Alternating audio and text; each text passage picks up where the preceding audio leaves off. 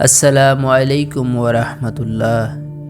একজন সাহাবী বলেন, আমি আল্লাহ রসুল সাল্লাল্লাহু আলাইহি ওয়াসাল্লামকে বলতে শুনেছি যে হালাল স্পষ্ট এবং হারামও স্পষ্ট, আর এই দুইয়ের মাঝে রয়েছে বহু সন্দেহজনক বিষয় যা অনেকেই জানে না। যে ব্যক্তি সেই সন্দেহজনক বিষয় হতে বেঁচে থাকবে সে তার দ্বীন ও মর্যাদা রক্ষা করতে পারবে, আর যে সন্দেহজনক বিষয়সমূহে লিপ্ত হয়ে পড়বে তার উদাহরণ সে রাখালের নেই যে তার পশু বাদশার সংরক্ষিত চারণভূমির আশেপাশে চড়ায়, অচিরেই সেগুলো সেখানে ঢুকে পড়ার আশঙ্কা রয়েছে। জেনে রাখো যে প্রত্যেক বাদশারই একটি সংরক্ষিত এলাকা রয়েছে। আরও জেনে রাখো যে আল্লাহর জমিনে তার সংরক্ষিত এলাকা হলো তার নিষিদ্ধ কাজসমূহ। জেনে রাখো শরীরের মধ্যে একটি গোশতের টুকরা আছে, তা যখন ঠিক হয়ে যায় গোটা শরীরে তখন ঠিক হয়ে যায়, আর তা যখন খারাপ হয়ে যায় গোটা শরীরে তখন খারাপ হয়ে যায়। জেনে রাখো সে গোশতের টুকরাটি হলো কলব, মানে অন্তর।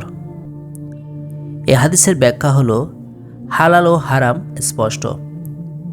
রাসূল সাল্লাল্লাহু আলাইহি সাল্লাম আমাদের জানিয়ে দিচ্ছে কিছু বিষয় স্পষ্ট হালাল আর কিছু বিষয় স্পষ্ট হারাম।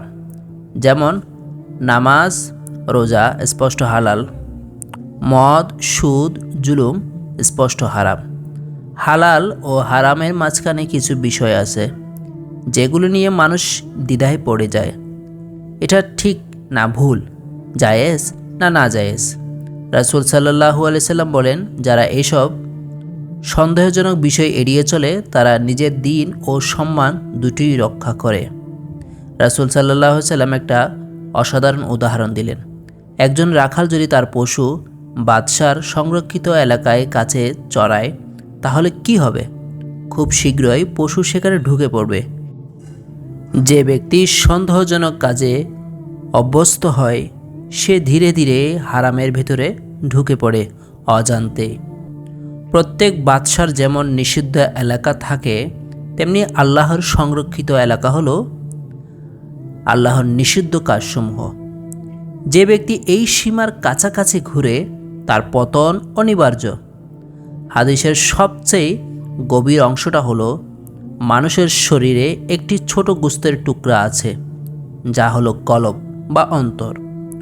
অন্তর ভালো হলে পুরো মানুষ ভালো, আর অন্তর খারাপ হলে পুরো মানুষই খারাপ। অর্থাৎ আমাদের আমল, কথা, কাজ, চিন্তা সব কিছুর মূল নিয়ন্ত্রণ করে অন্তর। যে নিজের অন্তরকে বাঁচাতে পারে সে নিজের দ্বীনকে বাঁচাতে পারে, আর যে সন্দেহজনক বিষয় থেকে দূরে থাকে আল্লাহ তাকে হারাম থেকেও দূরে রাখেন। সুবহানাল্লাহ।